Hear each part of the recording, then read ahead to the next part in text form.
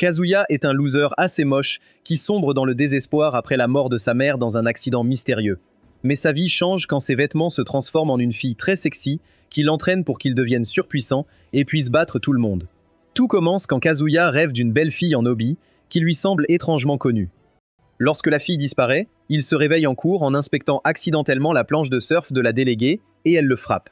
Ensuite, il monte sur le toit de l'école et sort l'obi de sa mère défunte de son sac, qui est le même que celui que portait la fille de son rêve.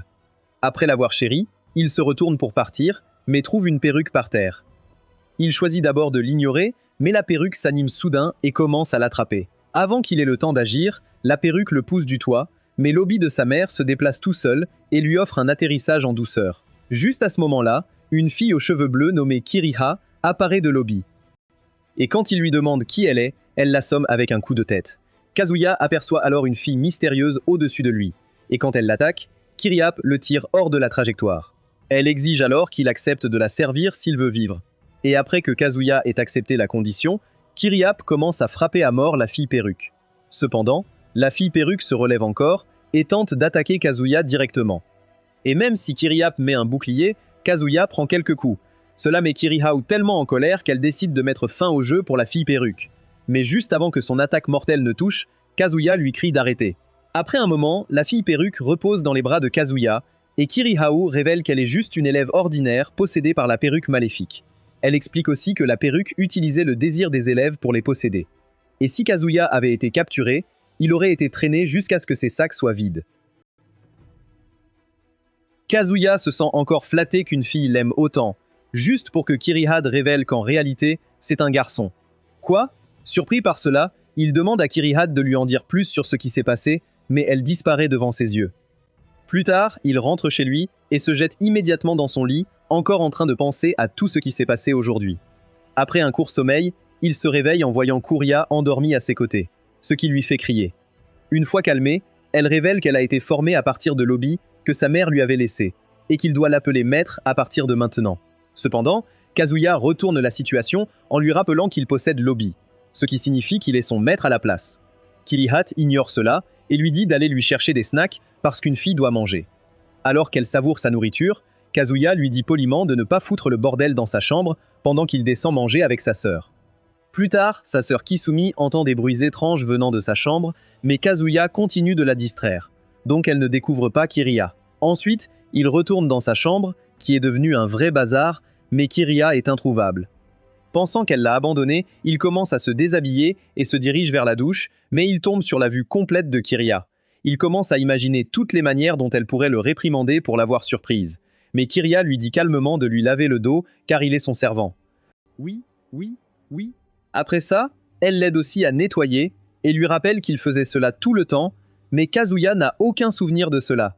Elle remarque ensuite qu'il a beaucoup de viande en bas. Elle décide alors de lui faire une circoncision à l'ancienne, laissant le gars pleurer toute la nuit. Après ça, elle le rejoint au lit, lui rappelant qu'ils ont toujours dormi ensemble, même lorsqu'elle n'était qu'un obi à l'époque. Il remarque ensuite qu'elle sent les fleurs de cerisier, ce qui lui rappelle sa mère et l'aide à se détendre. Cependant, elle se blottit soudain contre lui, et Kazuya reste éveillé toute la nuit avec son soldat nouvellement circoncis. Le lendemain, Kirihao se réveille le premier et lui souffle doucement à l'oreille. Mais Kazuya pense que c'est sa sœur et lui dit de le laisser tranquille car il n'a pas pu dormir à cause d'un psycho. À cause de ça, il arrive en retard à l'école et rate son premier cours, ce qui lui vaut une nouvelle raclée de Chisato. En subissant ça, il se souvient de sa panique car son réveil n'a pas sonné, découvrant ensuite que Kirihal a cassé l'horloge. Quand il lui dit de rester à la maison, elle répond qu'il ne peut pas être loin d'elle car il est son serviteur. Kazuya commence à imaginer comment elle le ridiculiserait à l'école, alors il lui demande de redevenir une obi. À présent, il rigole encore d'avoir été si malin, et ses amis Osamu et Shiro pensent qu'il a perdu ses 2 dernières cellules. Shiro lui parle aussi d'une rumeur de fantôme apparaissant à l'école après tout le monde. Il pense aussi que ce sera un test de courage parfait pour un couple, et commence à imaginer applaudir sa crush dans une ruelle sombre. Juste à ce moment-là, Chisato apparaît derrière lui et les réprimande. Une fois là-bas, elle le surveille de près et lui enseigne. Mais en le voyant travailler, son côté Pookie se réveille. Elle se souvient de l'époque où elle lui enseignait plus jeune, et Kazuya admet qu'elle l'a beaucoup aidé à réussir. Avec ça, il retourne au travail. Mais Chisato devient timide et demande si elle peut venir chez lui pour lui enseigner une messe impie. Kazuya s'excite et s'apprête à dire oui, mais se rappelle du diable incarné chez lui. Il termine ensuite son rapport et se lève pour remettre le livre dans l'étagère. Chisato décide aussi de partir, mais la porte de la bibliothèque semble verrouillée. Juste alors, Kazuya aperçoit Kiriha et crie. Avec un visage en mode Botox, il lui demande pourquoi elle n'est pas déjà partie, et elle dit que toutes les portes et fenêtres sont verrouillées. Après avoir vérifié, Kazuya déclare qu'ils sont piégés, mais Kiriha est confuse.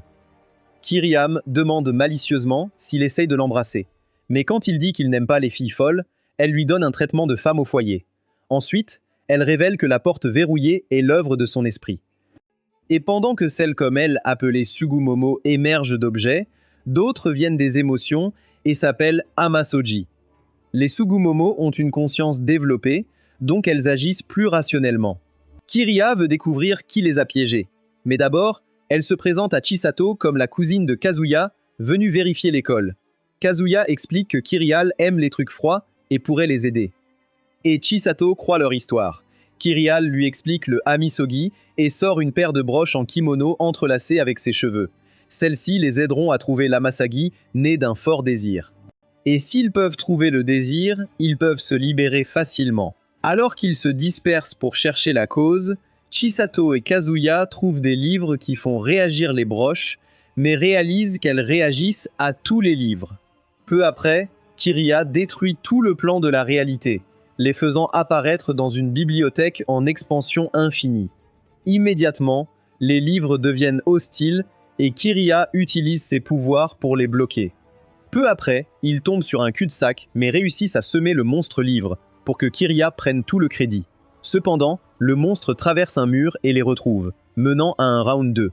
Le monstre attaque alors Chisato, mais les livres la protègent automatiquement, ce qui fait réaliser à Kiriha qu'elle est la seule cible de cette Imanzagi. Elle demande ensuite à Kazuya de se souvenir de sa conversation avec Chisato et de tout ce qui pourrait être significatif. Kazuya se rappelle que Chisato voulait venir chez lui, mais il lui a dit non. Kirihao révèle que Chisato est celle qui a créé cet Hamisogi, car il n'a pas réalisé son souhait. Kazuya finit par faire le lien et demande doucement à Chisato si elle aimerait venir chez lui pour lui enseigner, et cela fait disparaître l'Amasagi. L'équipe se retrouve de nouveau dans la bibliothèque, et Kazuya dit à Chisato qu'il comprend enfin ce qu'elle ressent. Cependant, il confond son amour pour lui avec son amour pour enseigner, ce qui la laisse déçue. Le week-end, Chisato rend visite à Kazuya chez lui et entre dans sa chambre, pour le trouver en train de dormir avec Kiriha. Elle pique alors une crise et demande à Kazuya pourquoi il dort encore, pour voir que Kiriha a encore une fois cassé une horloge. Après s'être calmée, Chisato s'excuse pour le désordre qu'elle a causé l'autre jour, mais Kiri lui dit que ce n'était pas sa faute. Elle explique que cela a été causé par le Malison, qui n'est qu'une distorsion de la réalité, également appelée les écarts. Elle ajoute que cela existe partout et réagit aux volontés des gens pour façonner une nouvelle réalité. Mais cette réalité est souvent très limitée. Cependant, puisque leur rencontre a été énorme, elle conclut qu'il y avait une densité anormalement élevée de malicéanes dans la bibliothèque. Kiriha révèle qu'il existe un système qui empêche cela, et chaque zone est assignée à un dieu local. Le dieu de cette région est Kukuri, et Kiriha le blâme pour cet incident. Pendant ce temps, Shiro croise Kokuyu, une maman avec de grands canons, et elle le prend pour Kazuya. Quand il lui dit qu'il n'est pas Kazuya, elle lui montre un croquis de Kazuya et dit qu'il lui ressemble tout à fait. Elle se tourne ensuite pour partir, mais Shiro lui dit qu'il peut l'aider car il espère se faire écraser entre ses bazookas. Il est coquin. Il lui dit qu'il est ami avec Kazuya et il peut l'emmener vers lui si elle exauce son souhait. Il y a quelques années, Kazuya a été frappé à la tête lors d'un accident et Kukuri s'occupait de lui avec Kiriha. Elle craignait que les choses empirent s'il se réveillait, alors elle a décidé de sceller son excès d'énergie spirituelle ainsi que ses souvenirs de l'incident.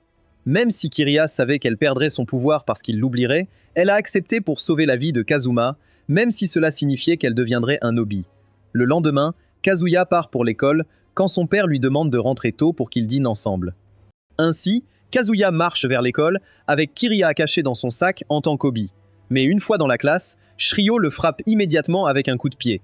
Il ajoute qu'il a eu beaucoup de problèmes hier à cause de lui. Se rappelant comment il a emmené cette maman plantureuse dans un café.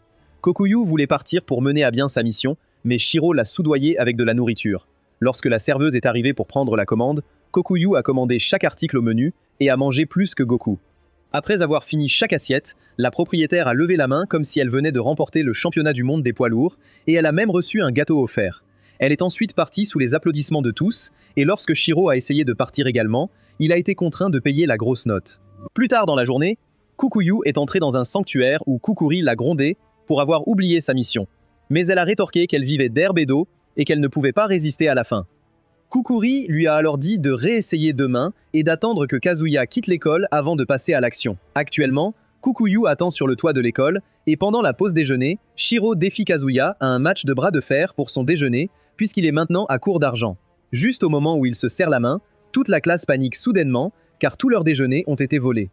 Chisato s'approche rapidement de Kazuya et demande si cela pourrait être l'œuvre d'un autre Hamasagi. Mais Kazuya pense qu'il doit s'agir d'un voleur. Juste à ce moment-là, Kokuya entre dans la classe avec des boîtes à lunch dans les mains et exige de savoir où est Kazuya. Shiro panique immédiatement et pointe du doigt qu'elle est la même femme qui l'a utilisée comme une carte de crédit.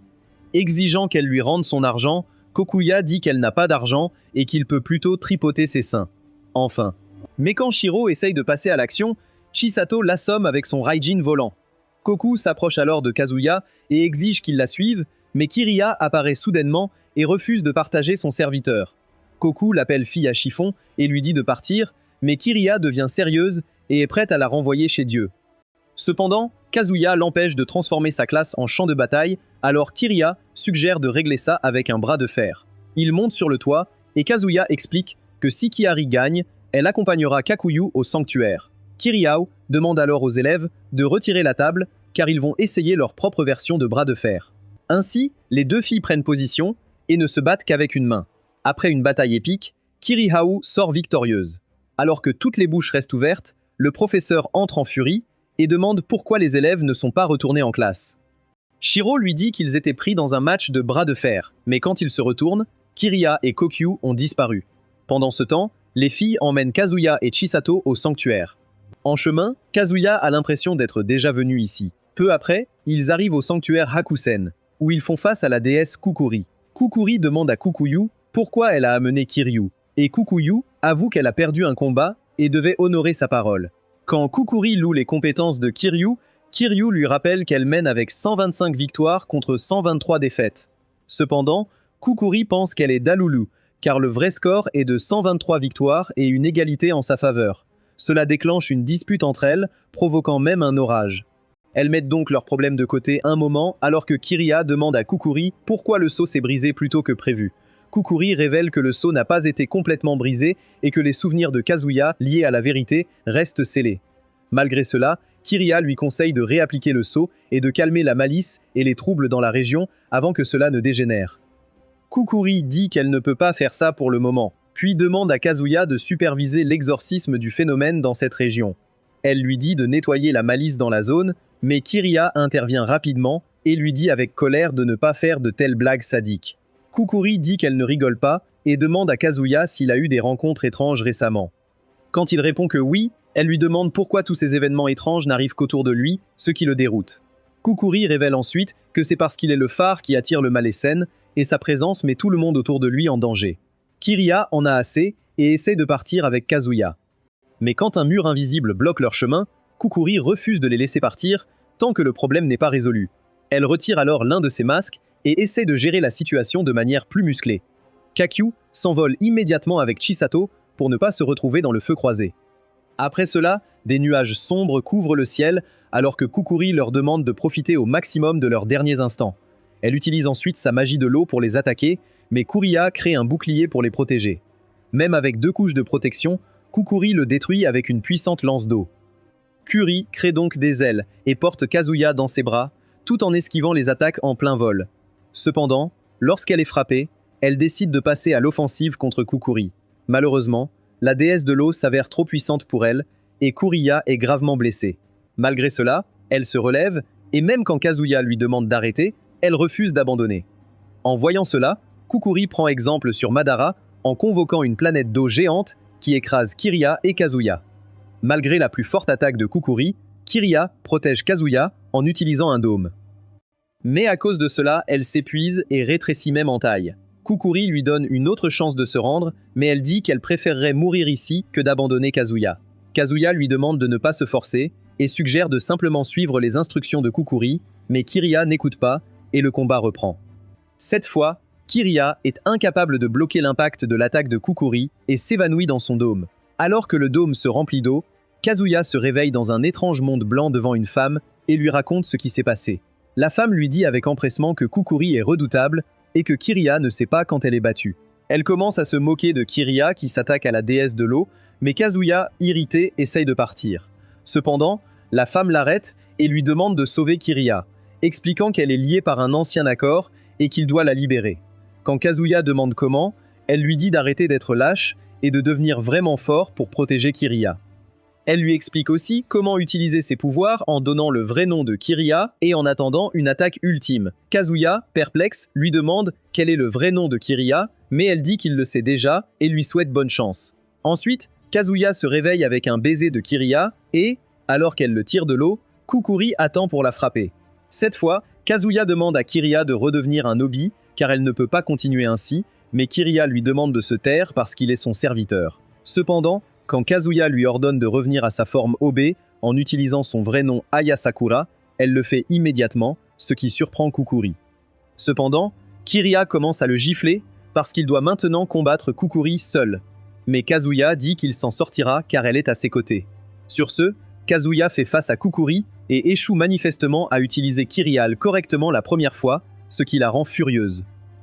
Cependant, il s'habitue rapidement, ce qui pousse Kukuri à utiliser l'une de ses attaques les plus puissantes, le verre d'eau tournoyant. À ce moment crucial, Kazuya se souvient des conseils de la femme et lance un bouclier, mais Kurua l'avertit que ce ne sera pas suffisant pour arrêter le verre. Cependant, lorsque le verre attaque, Kazuya plie le bouclier pour créer une pointe de flèche et le vainc instantanément. Il charge ensuite la déesse avec un tissage en spirale.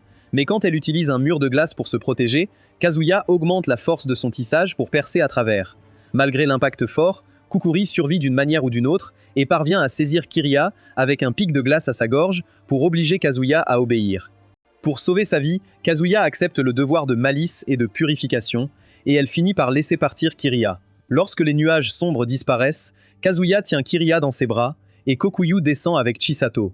Kukuri dit alors à Kazuya qu'elle a de grands espoirs pour lui, mais son masque tombe et elle se transforme en loli, perdant toute son aura. Gênée, elle se couvre rapidement et leur demande de ne pas regarder. Mais Kuria éclate de rire en réalisant que tout le gimmick de Kukuri est lié à ce masque idiot. Kuria lui prend le masque des mains et lui fait vivre une expérience qu'elle ne peut pas mentionner lors des dîners de famille. Ce soir-là, elle leur dit que tout cela n'était qu'une ruse pour que Kazuya commande Kiriya et qu'elle n'avait jamais prévu de lui faire de mal. Elle savait que Kiriya ne l'écouterait pas directement, alors elle a fait en sorte que Kazuya l'appelle par son vrai nom pour qu'elle lui obéisse indirectement. En entendant cela, Kiriya se fâche et transforme Kukuri en Beyblade. Plus tard, Kazuya porte Kiriya sur le chemin du retour et ils s'excusent tous les deux auprès de Chiasto pour tous les problèmes qu'ils ont causés. Après qu'ils se soient séparés, Kazuya promet à Kiriya qu'il fera de son mieux pour le devoir de malice et de purification et qu'il compte sur son aide. De retour au sanctuaire, Kukuri se souvient comment Kiriya lui a demandé de veiller sur Kazuya et elle se demande si c'est vraiment le meilleur choix. Cependant, Kokuya lui rappelle qu'ils ont des problèmes plus graves, comme leur maison qui pourrait être soufflée. Cette nuit-là, Kazuya remarque que Kiriya est devenue petite et elle lui dit avec colère qu'elle aura besoin de temps pour récupérer. Kazuya décide alors de vérifier ses blessures, mais elle pense qu'il essaye de l'harceler et expose toute sa collection. Plus tard, il lui lave le dos sous la douche et lui fait un shampoing, et Kiriya profite de la sensation d'être petite à nouveau. Elle agite même son pied dans la baignoire, parce que c'est beaucoup plus grand pour elle maintenant. Elle se rappelle aussi comment Kazuya a utilisé la technique de sa mère Kanaka pendant leur combat contre Kukuri. Elle se souvient aussi que, il y a des années, Kanaka lui avait demandé de s'occuper du petit Kazuya si quelque chose lui arrivait. Mais Kuria a pris cela à la légère, pensant que personne ne pouvait blesser un boss de raid comme Kanaka. Absorbée dans ses pensées, elle finit par s'évanouir dans la baignoire, et Kazuya la sort immédiatement, lui faisant de l'air pour qu'elle puisse respirer. Kiriya plaisante, en disant qu'elle va mourir et qu'elle veut manger un dernier pudding avant de rencontrer son créateur, mais il sait qu'elle exagère. Après avoir vu que les vêtements ne vont plus à Kiriya, il demande à sa sœur Kasumi si elle a encore quelques vieux vêtements. Mais elle commence à paniquer, pensant que son frère est devenu un pervers. Elle se propose de lui montrer que les femmes plus âgées sont puissantes, mais Kazuya en a assez et s'en va. Il appelle ensuite Chisato à l'aide, et elle promet de le prévenir bientôt. Plus tard, il rencontre Osamu dehors et lui demande de livrer des vêtements, mais Osamu lui rappelle que l'âge n'est pas qu'un chiffre. Kazuya retourne ensuite dans sa chambre avec du pudding et un nouvel ensemble de vêtements pour Kiriya, et elle ouvre avec enthousiasme le sac pour trouver des choses qui seront censurées dans les dossiers Epstein. Après avoir pris une raclée de Kiriya, Kazuya avoue qu'il a obtenu ses vêtements de son ami psychopathe. Le lendemain, Kiriya dit à Kazuya qu'il doit s'entraîner dur pour ses devoirs de malice et cleanser. Quand Kazuya refuse, elle essaye de l'attaquer, mais ses pouvoirs ne s'activent pas, laissant Kazuya inquiet. Elle admet qu'elle n'a pas pu les utiliser correctement depuis son combat contre Kukuri, et si elle croise un autre Amasugi sauvage, elle ne pourrait pas le protéger. C'est pourquoi elle insiste pour l'entraîner à manier un hobby. Plus tard, Kazuya joguait à un rythme très lent, mais elle continue de le pousser à ne pas être une mauviette. Ensuite, elle se transforme en hobby, admettant que sa technique contre Takuri était incroyable et elle veut qu'il la démontre à nouveau. Kazuya commence par lancer un bouclier, mais il échoue et admet qu'il ne sait pas utiliser ses compétences. À la fin de la journée, Kiriya est fâchée car ils n'ont fait aucun progrès. Cette nuit-là, sous la douche, elle lui fait un discours sur la nature des Tsugumomo, comme elle-même. La plupart des Tsugumomo prennent forme humaine car elles ont besoin d'un porteur humain pour fonctionner à pleine capacité. Prendre une forme humaine leur permet de se passer d'un porteur. Elle ajoute que cette forme a aussi des limites avant de s'enrouler autour de lui et de lui demander ce qu'il ressent. Il lui dit que c'est doux et chaud. Kiriya mentionne qu'on ne peut pas les distinguer d'un humain ordinaire dans cette forme car elles ont la même anatomie. Les blessures mortelles pour les humains le sont aussi pour les Tsugumomo. De même, si l'obi est endommagé au-delà de la réparation, elle mourra. Mais elle n'a pas pu tester ses limites, à part des coupures mineures. Tout à coup, elle regarde vers le bas pour voir que Kazuya Mini est aussi intéressé par ses enseignements, et Kazuya se couvre rapidement en criant que c'est une réaction normale. Plus tard, alors qu'ils se détendent tous les deux dans la baignoire, Kiriya révèle que les Tsugumomo ne peuvent exister sans humains et que leur pouvoir vient des liens qu'elles ont avec leur possesseur. Elle admet aussi qu'elle ne l'avait pas accepté comme son possesseur jusqu'à son combat avec Kukuri. Donc, elle utilisait le pouvoir qui soutient son existence pour se battre, c'est pourquoi elle est devenue une loli maintenant. Pendant ce temps, au sanctuaire, Kukuri panique car elle n'a pas d'argent pour réparer le sanctuaire, et personne ne donne de l'argent à une déesse Laoli. Quand elle essaye de charmer les ouvriers, ils installent un patch pour couvrir le trou et s'enfuient, lui demandant de les rappeler quand elle a de l'argent. De retour à la maison, Kazuya s'entraîne à créer des boucliers, mais Kiriya le frappe avec son pied parce qu'il est trop lent. Kukuri s'entraîne aussi dans sa nouvelle forme, mais elle est très maladroite. Alors que Kiriya et Kazuya jouent au Jenga, il commence à pleuvoir fort, ce qui rend la vie difficile à la déesse de l'eau et à Kokoyo. Avec le vent qui se renforce, tout le sanctuaire s'écroule. Et alors que Kokoyo se demande où elles vont vivre maintenant, Kokoyo lui dit qu'elle a un endroit en tête. Le lendemain, Kiriya et Kazuya pratiquent le combat sous le pont et sont rejoints par des visages familiers. Lorsque Kiriya explique qu'il s'entraîne à distance, Kukuri pense que c'est trop basique pour quelqu'un qui a failli la vaincre.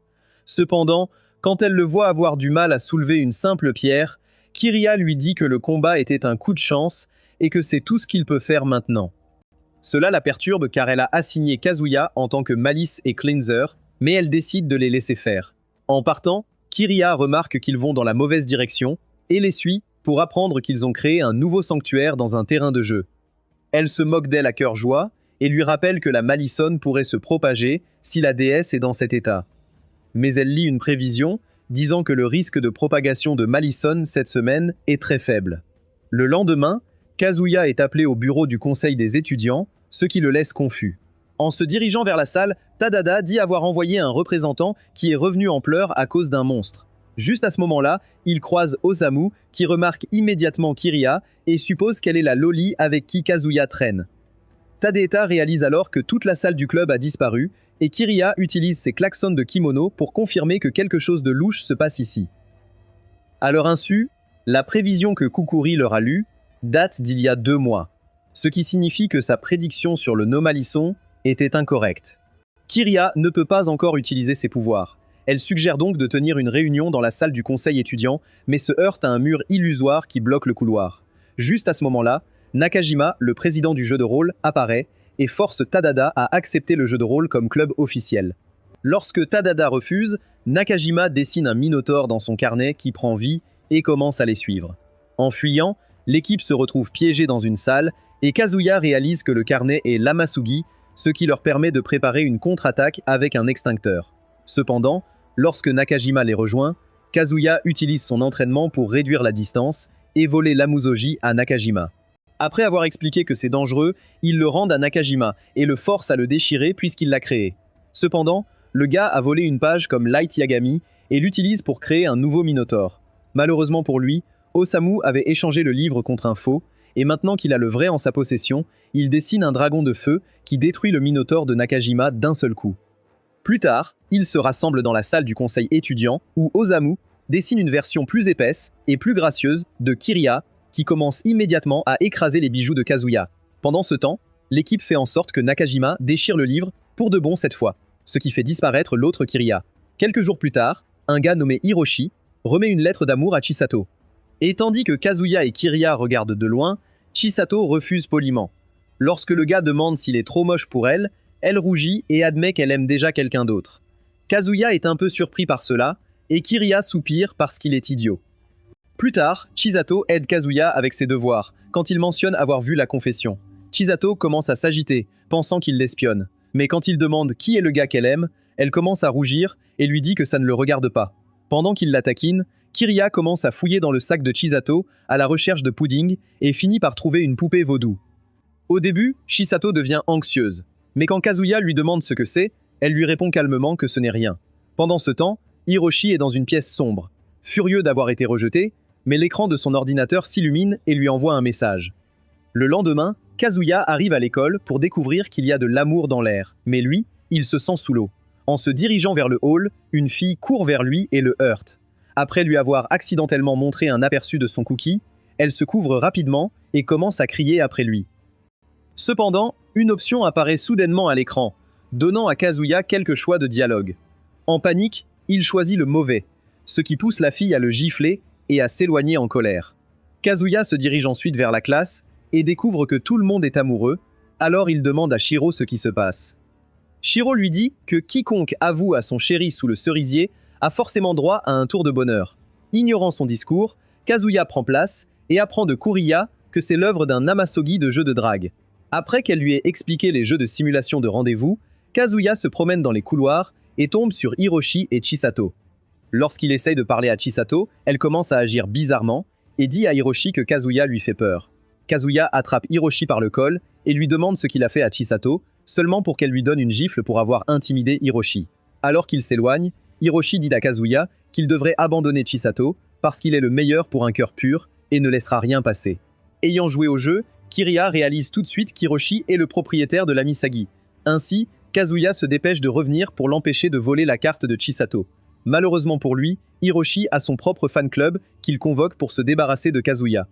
Après avoir été battu, il se sépare de Kirihad pour trouver un moyen de détruire l'Amagoshi, et commence par rendre visite à Osamu dans la salle du club de manga.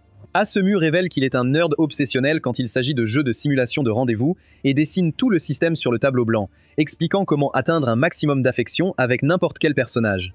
Après avoir obtenu son diplôme de l'université d'Osamu sur le Riz Overlord, Kazuya cherche Chisato et la trouve dans les couloirs. Lorsqu'il l'arrête, elle s'énerve et dit qu'elle va rejoindre Hiroshi. Juste à ce moment, une boîte de dialogue s'ouvre et il voit qu'il y a une option de discours libre qu'il peut utiliser pour séduire Chisato, qu'il connaît depuis des années. Il choisit cette option pour lui dire qu'il a besoin de son aide pour un problème de maths, ce qui la fait rougir en acceptant de l'accompagner. Plus tard, alors qu'elle lui enseigne, Kazuya aperçoit une autre option de dialogue. Il lui prend alors les mains et lui dit qu'elles sont belles. Cependant, sa tentative de la séduire échoue misérablement, et Osamu lui conseille d'y réfléchir à 2 fois la prochaine fois. Après la période suivante, Kazuya et Osamu l'invitent à déjeuner, mais Chisato n'est pas contente et demande pourquoi elle est ici. Après qu'Osamu lui ait fait un compliment, elle commence à rougir et ouvre sa boîte à lunch, offrant à Kazuya un autre choix de dialogue. Cette fois, il utilise le discours libre pour lui dire que sa cuisine lui rappelle celle de sa mère, ce qui la fait rougir. Elle lui donne une bouchée de son omuris. Kazuya se lève de sa chaise et dit qu'il pourrait en manger tous les jours pour le reste de sa vie. Cela touche Chisato si profondément qu'elle reste distante quelques secondes avant de lui demander pourquoi Kiriha n'est pas venue à l'école aujourd'hui. Osamu réalise rapidement qu'un événement de discours libre a commencé et Kazuya dit nonchalamment que Kiriha fait la sieste dans ses vêtements de sport. Cela lui fait perdre tous les points de affection qu'il avait accumulés jusqu'ici, mais Osamu lui dit de rester calme parce qu'ils peuvent encore rattraper ça. Cependant, Kazuya continue de dire des absurdités, ce qui fait détester Chisato. Après avoir échoué de façon spectaculaire, il retourne dans la salle de manga avec Osamu, où Kiriha lui dit qu'elle n'a pas pu trouver l'Amagoshi, ce qui signifie qu'ils ont perdu.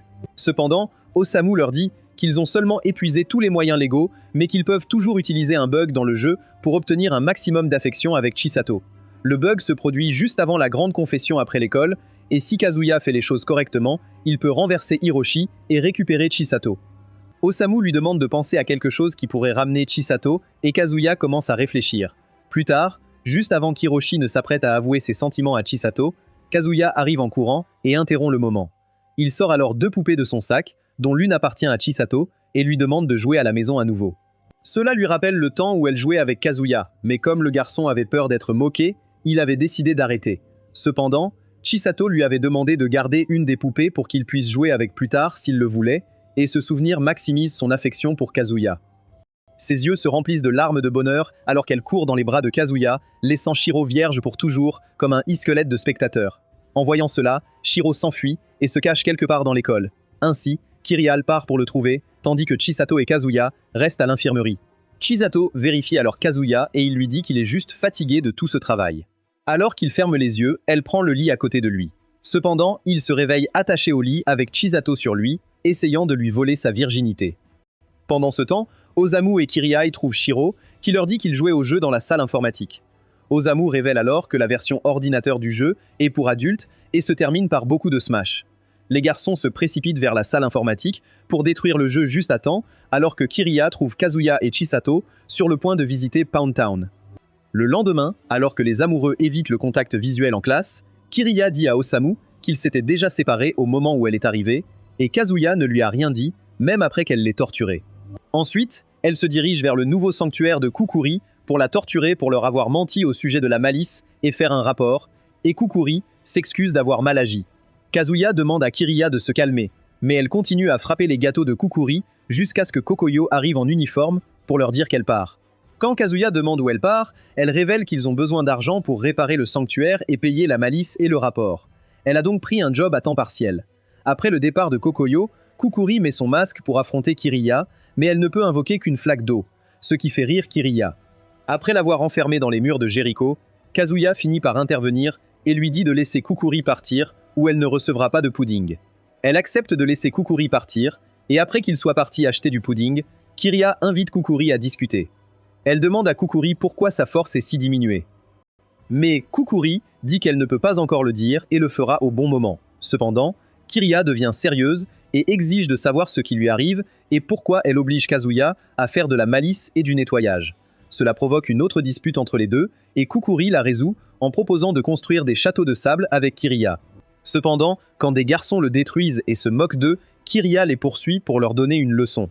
Peu après, Kazuya revient avec du pudding et est confus de voir Kiri chasser des garçons. Plus tard, Kiri demande à Kukuri de la laver parce qu'elle était trop timide pour laisser Kazuya entrer sous la douche. Kukuri remarque alors que les seins de Kiri grossissent et Kiriha constate qu'elle a aussi grandi, ce qui signifie qu'elle regagne son énergie spirituelle. Une fois dans la baignoire, Kiriha lui redemande pourquoi elle est épuisée. Mais lorsque Kukuri refuse de le dire, elle commence à se battre. Finalement, elles sont épuisées et Kazuya doit les éventer toutes les deux avant de renvoyer Kukuri au parc. Le soir, Kazuya mange la moitié de son dîner et s'apprête à prendre le reste pour Kiriha. Mais sa sœur Kasumi pense qu'il a adopté un chat errant. À ce moment-là, il remarque que Kiriha est en fait avec eux à table et il apprend que Kasumi et son père, Kazuaki, la connaissent déjà. Kazuaki lui raconte alors son temps à l'école lorsqu'il a donné une lettre d'amour à Kanaka, mais Kiriha se moquait devant eux. Lors d'une sortie au cinéma, il a tenté de prendre la main de Kanaka, mais Kiriha est encore une fois intervenue. Elle a ruiné des dizaines de moments romantiques dans la vie amoureuse de cet homme malheureux, et il a toujours peur d'elle. Plus tard, tandis qu'il mange du pudding, Kazuma décide d'en donner à Kukuri et Kokoyu. Cependant, il trouve le parc complètement détruit, et Kukuri se jette dans les bras de Kiriha en pleurant. Kokoyu explique qu'un garçon a été blessé sur le toboggan et que le gouvernement a retiré le parc à cause du danger. Kiriha se souvient que c'était le garçon qui s'était blessé parce qu'elle le chassait, alors elle les amène chez Kazuya. Ils tiennent une réunion de famille pour discuter du problème et Kisumi refuse de laisser son frère vivre sous le même toit qu'une paire de melons énormes. Kazuaki refuse également de laisser les filles rester. Alors Kiriha commence à lire les lettres d'amour qu'il avait données à Kanaka jusqu'à ce que l'homme cède et les laisse rester. Le lendemain, Kazuya se réveille et se dirige vers la douche pour tomber sur Kokoyu et ses 2 pêches géantes.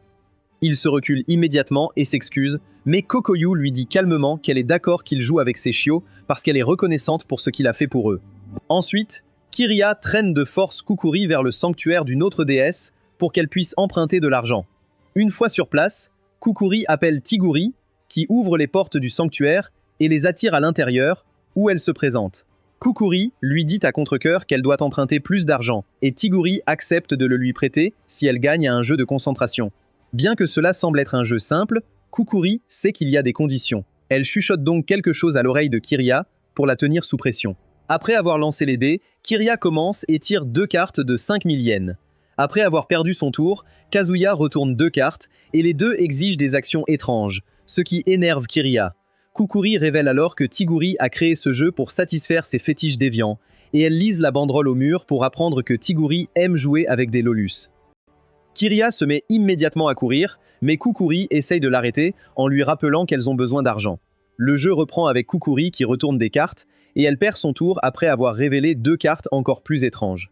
Enfin, c'est le tour de Toguri qui retourne 2 cartes de bisous, ce qui laisse les filles terrifiées pour leur carte V.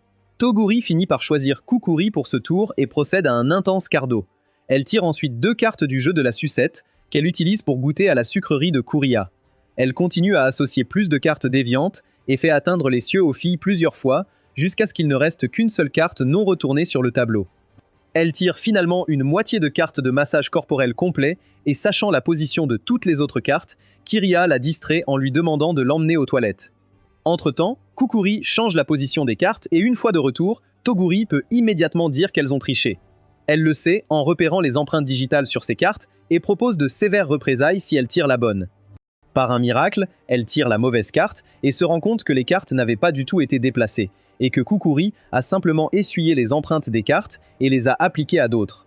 Kiriha annonce fièrement qu'elles ont gagné, seulement pour que Tagiri pointe le tableau d'affichage qui dit que toucher les cartes hors tour est interdit.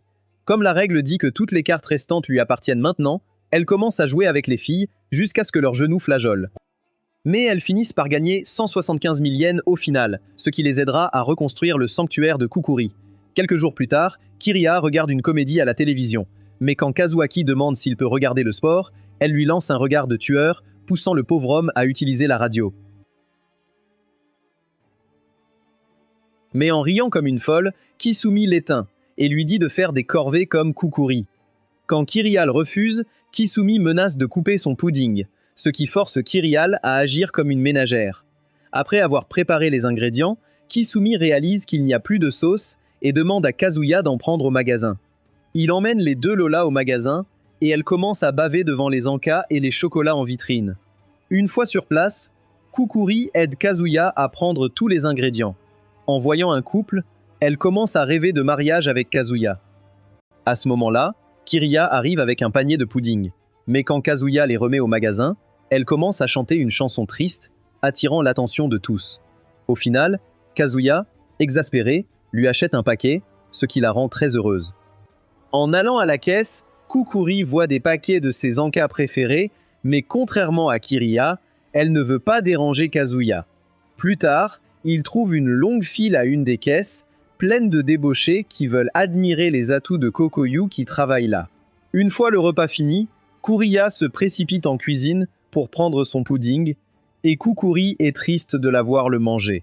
Juste à ce moment, Kazuya lui ramène son encas favori, révélant qu'il était déjà sur la liste des courses, parce qu'elle a été sage. Avant ça, il était à l'école, et a été choqué de voir Shiro séduire toutes ses camarades. Quand Chisato a essayé de leur enseigner de bonnes manières, les filles se sont retournées contre elle et lui ont dit de déguerpir. À ce moment-là, Kyriade a surgi du sac de Kazuya, révélant que c'est certainement un Amasogi, car Kukuri lui avait dit que la malice allait être forte cette semaine. Comme c'est la tâche de Kazuya de l'exorciser, il a confronté Shiro et l'a accusé d'utiliser un outil magique. Mais Shiro a soutenu que les filles avaient remarqué ses charmes par elles-mêmes. Cependant, Shiro a accidentellement révélé qu'il avait utilisé un parfum magique, ce qui a poussé toute sa classe à l'attaquer. Pour le sauver, Kazuya a attrapé Shiro et s'est mis à courir, esquivant habilement tous les zombies et se cachant dans une salle de classe. Quand les zombies ont commencé à attaquer par les fenêtres, Kazuya en a eu assez et a frappé tout le monde. Shiro lui a expliqué qu'il avait été rejeté par une fille qui savait qu'il sortait une nouvelle fille chaque semaine et se fait refuser. En sortant, Shiro a commencé à blâmer son nouveau parfum censé attirer les filles. Avec l'histoire dévoilée, Kazuya a demandé à Shiro de détruire la bouteille lui-même, car s'il la brisait, il serait puni par la malice. Après avoir repensé à ses bons vieux jours, Shiro a brisé la bouteille dans un accès de colère. Après être finalement rentré chez lui, il a croisé Kisumi, qui n'était pas affecté par le parfum. Alors, il s'est relâché et a décidé de prendre un bain. En posant la bouteille près du bain, Kisumi l'a rejoint, ses atouts exposés. Peu après, les autres filles l'ont rejoint et l'ont fait jouir 3 fois avant de jouer à pierre-papier-ciseaux pour savoir qui goûterait son saucisson en premier. En bon lâche, Kazuya a brisé la bouteille lui-même et a levé le sort. Quelques jours plus tard, Kazuya s'entraîne avec Kukuri à son sanctuaire. Bien qu'il progresse, Kazuya est encore loin de perfectionner ses compétences. Lent et maladroit, Kazuya se fait battre à nouveau par Kiriha, qui le fait courir 100 tours autour du sanctuaire. Le lendemain, Kazuya dort en classe. Lorsque Osamu s'approche pour demander s'il va bien, il révèle qu'il est harcelé jour et nuit par ce fric aux cheveux bleus et n'a presque pas le temps de se reposer. Une fois arrivés, ils entendent du bruit et ouvrent la porte pour trouver un Tadada chauve qui remet sa perruque et prend place. Kazuya pointe tout de suite ce qui se passe. Kiriha sort du sac et explique que Tadada subit malice et expiation. Elle mentionne qu'elle est celle qui a détruit la perruque créée par Amasagi Tadada. Et bien qu'elle parte paisiblement, si le propriétaire la détruit, cela le punira si quelqu'un d'autre la détruit. Ainsi, Tadada a perdu tous les cheveux sur son corps, ce qui pousse Chisato à se demander si elle serait devenue chauve. Kiriha lui dit que la malice et l'expiation dépendent de la nature, ce qui signifie que chacun reçoit une punition différente. Après que Tadada les assure que l'expiation ne durera pas, il se met au travail. Il leur dit que la classe 5A1 a signalé avoir vu le fantôme d'une fille nommée Nago dans les toilettes. Ainsi, Tadada veut qu'il se déguise en chasseur de fantômes et découvre la cause de cet événement paranormal. Kiriha mentionne immédiatement que les fantômes n'existent pas, ce qui la pousse à croire que c'est l'œuvre d'un Amasagi. Ils se séparent pour enquêter et apprennent qu'elle a sauté du toit. C'était une fille timide, mais elle est devenue assez joyeuse quelques jours avant sa mort.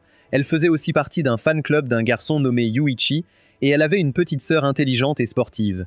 Après avoir appris tout cela, alors que l'équipe partage les infos, ils entendent 2 filles se disputant à proximité. L'une d'elles est Nanako du club de presse. Et une fois que l'équipe s'approche d'elle avec leur histoire de fantôme, elle devient très excitée.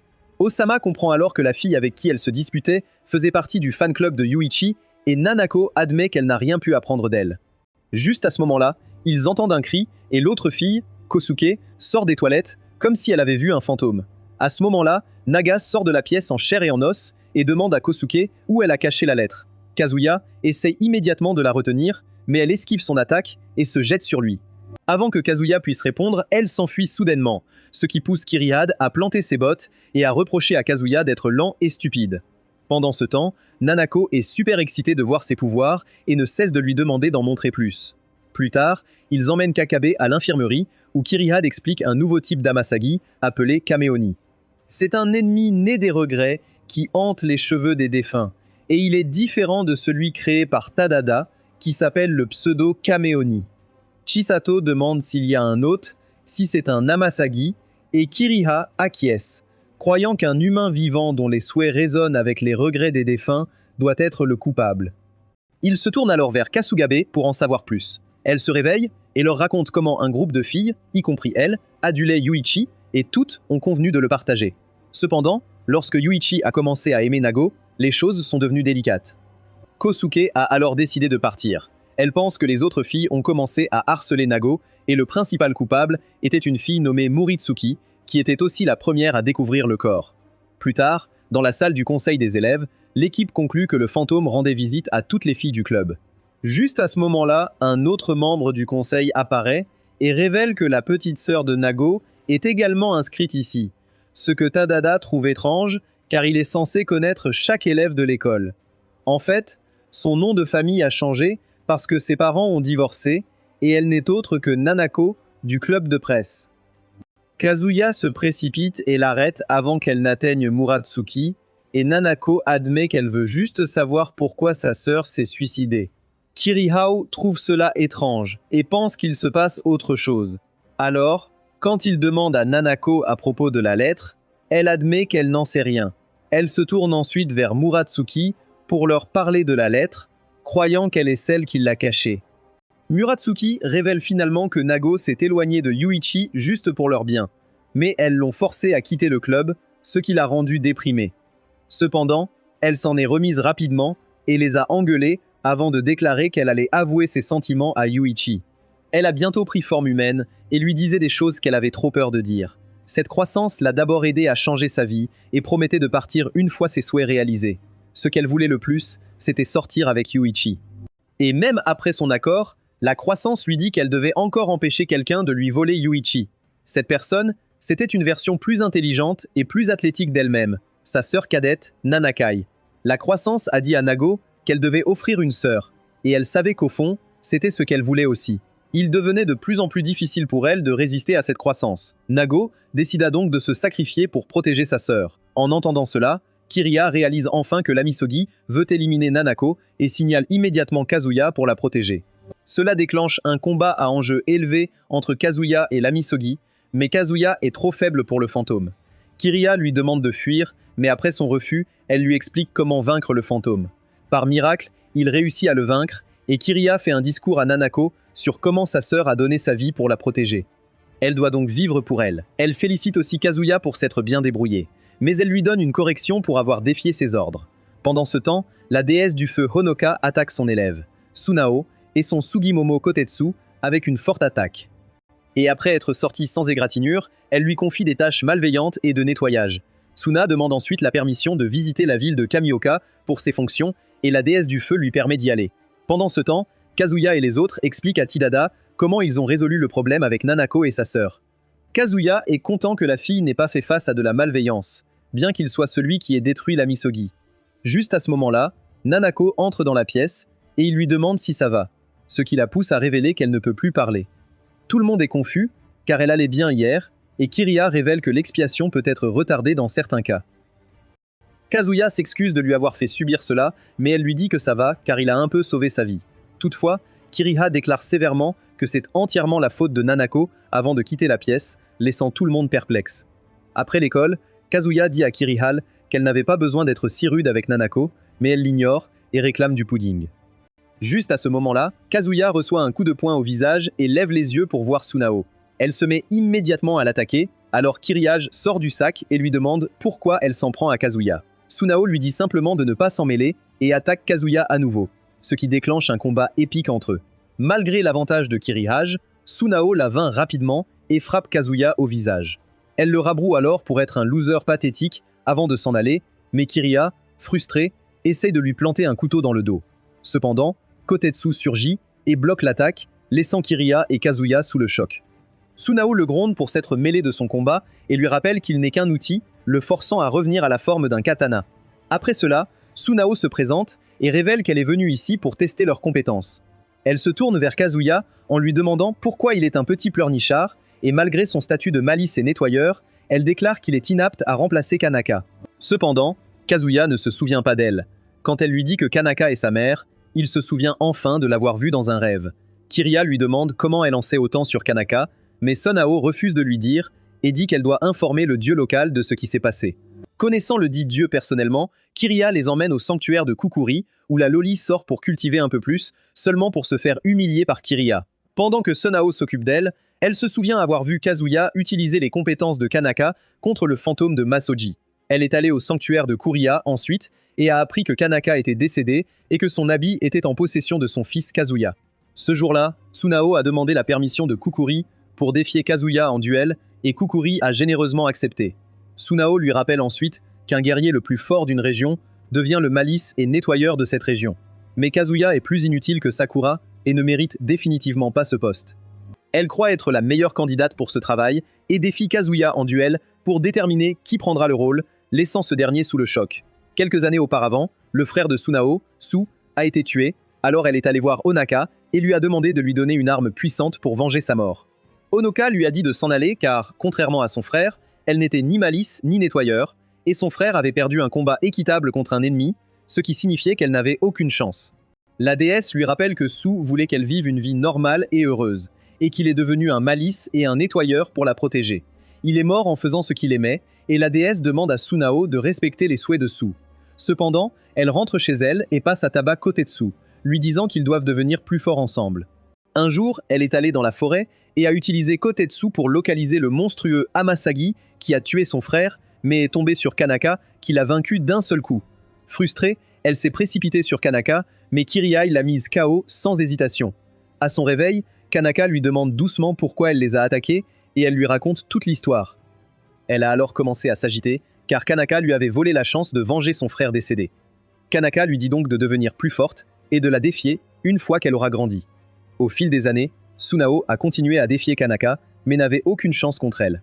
Pour devenir plus forte, elle a même rejoint une école de malice et de nettoyeur, mais après sa graduation, Kanaka était partie. Sunao admet que bien qu'elle cherche à se venger de Kanaka, elle l'admire aussi pour tout ce qu'elle lui a appris. En tant que sa pupille, Sunao pense mériter d'être sa successeur et défie Kazuya. Kiriya accepte en colère le défi, mais quand elle regarde Kazuya, l'homme semble avoir perdu sa volonté de vivre. Le lendemain, Kiriya l'invite à s'entraîner, mais il devient déprimé et ne veut pas quitter son lit.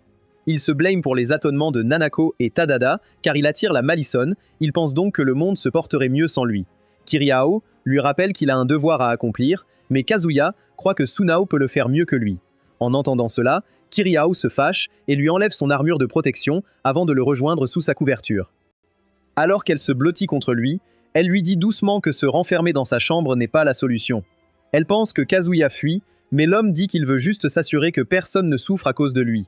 Il pense aussi que Kiriya est fatiguée de lui, mais Kiriya lui écrase les bijoux et lui dit avec colère qu'elle n'a jamais pensé cela. Elle lui dit qu'elle serait à ses côtés, même s'il abandonnait l'école d'art ou devenait le prochain Eren Yeager. Elle se met à parler de combien elle ne serait même pas là sans lui, admettant enfin qu'elle serait seule s'il venait à disparaître. En entendant cela, Kazuya se détend enfin et promet de donner le meilleur de lui-même en tant que malice et nettoyeur. Juste à ce moment-là, un éclair lumineux se produit dans la pièce et Kiriya grandit soudain.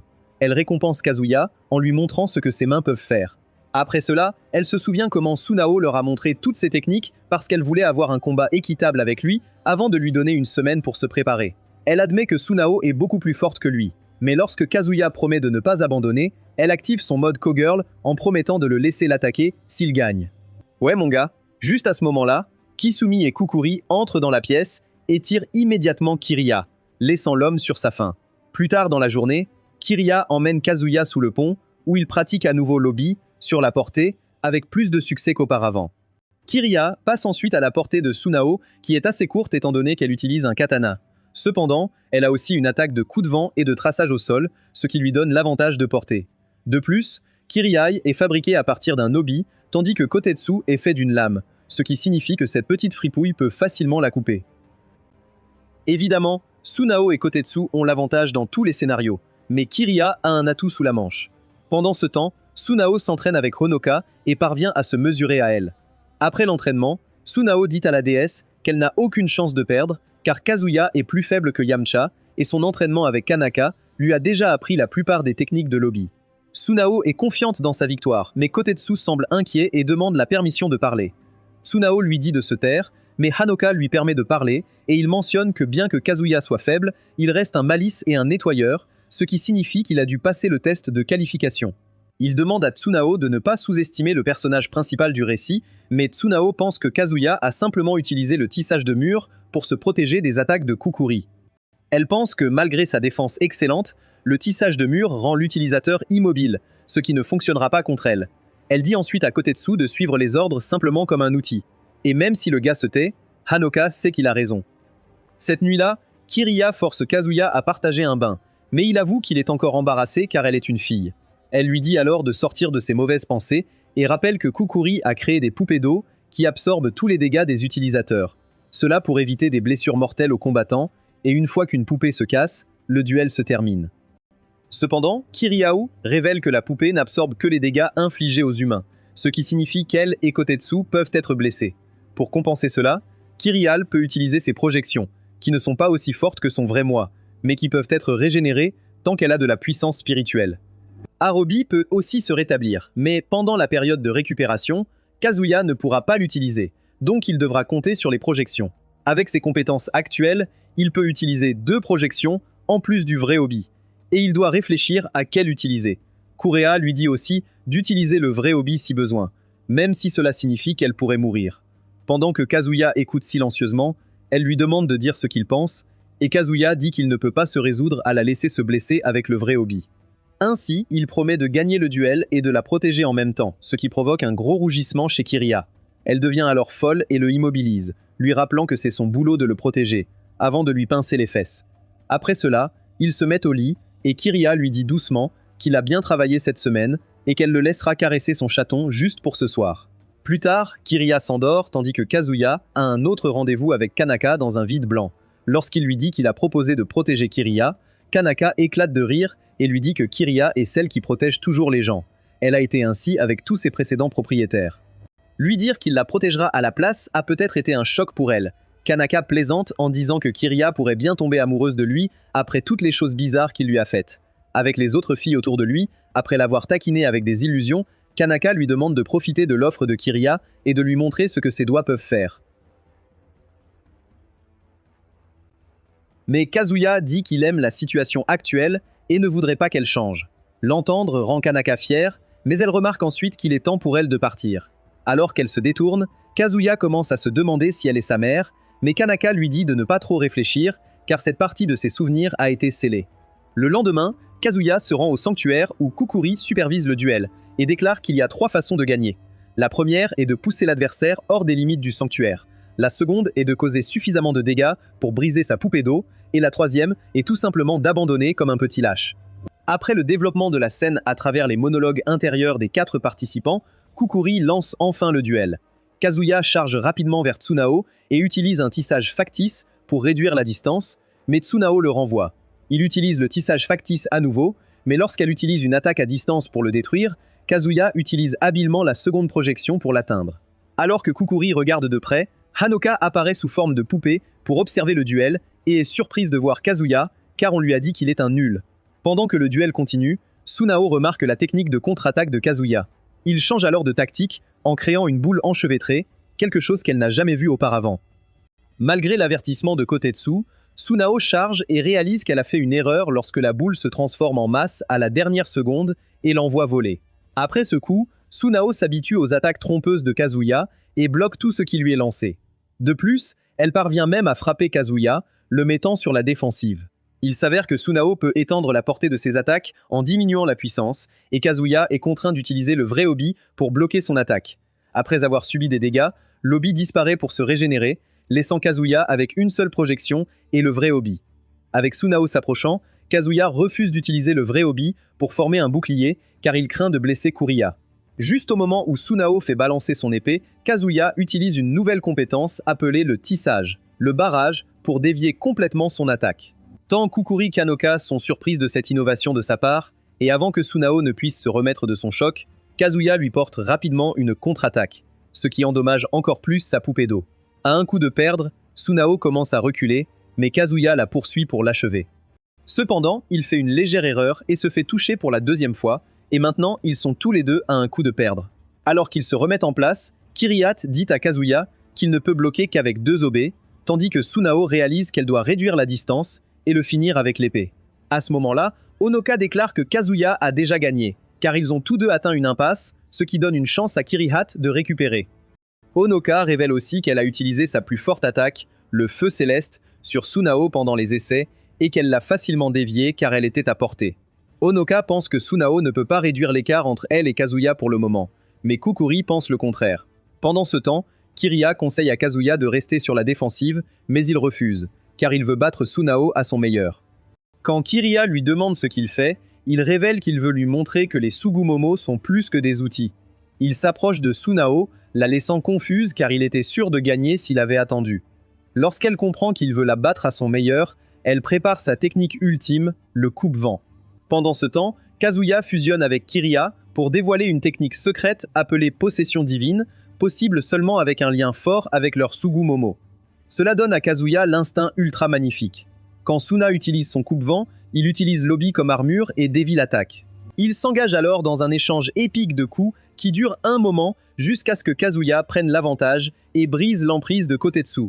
Il utilise ensuite sa paume pour lancer une attaque appelée serpent enroulé, frappant Sunao dans l'abdomen et brisant sa poupée d'eau. Kukuri le déclare vainqueur et Kiriya sort du sac en tapotant dans ses fesses.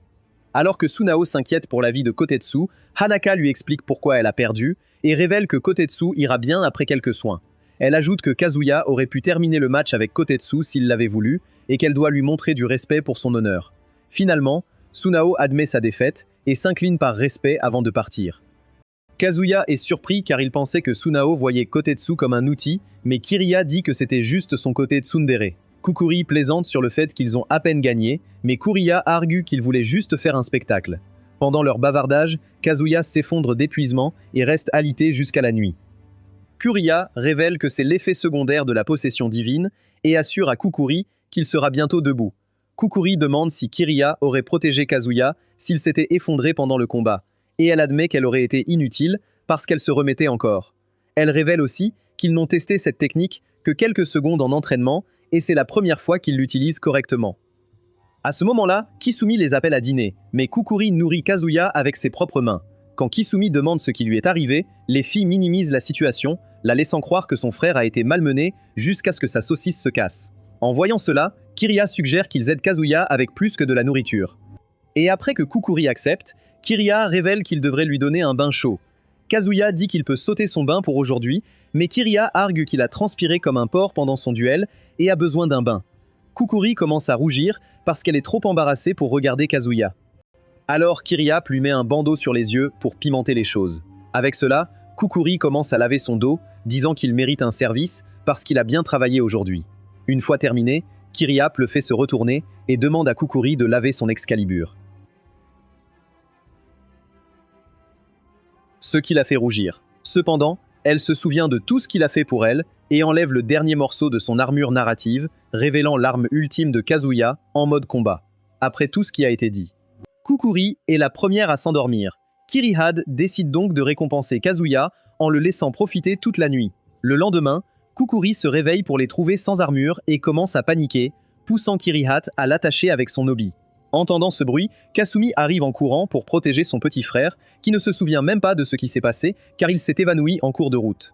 Plus tard, alors que Kazuya s'apprête à partir pour l'école, Kiriya choisit de rester derrière, car elle prévoit quelque chose avec Kukuri et Kokyu. Pendant ce temps, Sunao rencontre sa mère, Suzuri, qui la réprimande pour avoir perdu contre un garçon et endommagé Kotetsu. Puisqu'elle a initié le duel et a perdu, elle est dépouillée de son héritage car son clan ne permet pas les échecs. Il y a seulement deux façons pour elle de récupérer son héritage. La première étant de mettre fin à la vie de Kazuya, ce qui est impossible pour elle. La seconde option est d'épouser Kazuya, ce qui est tout aussi peu probable pour une tsundere comme elle. Pendant ce temps, le sanctuaire de Kukuri est à nouveau cassé après le duel et Kokuyu ne peut pas payer les réparations avec son travail à temps partiel. Elle suggère de demander plus d'argent à Toguri, mais Kukuri refuse car Toguri est un pervers qui mérite d'être derrière les barreaux. Pendant ce temps, Kazuya se rend à l'école et apprend qu'une nouvelle élève va les rejoindre aujourd'hui. Shiro commence immédiatement à imaginer qu'elle a des bazookas plus grandes que le mont Everest, mais il est interrompu lorsque le professeur entre dans la classe. Peu après, elle demande à la nouvelle élève d'entrer, et il s'avère que c'est Kiri Ao.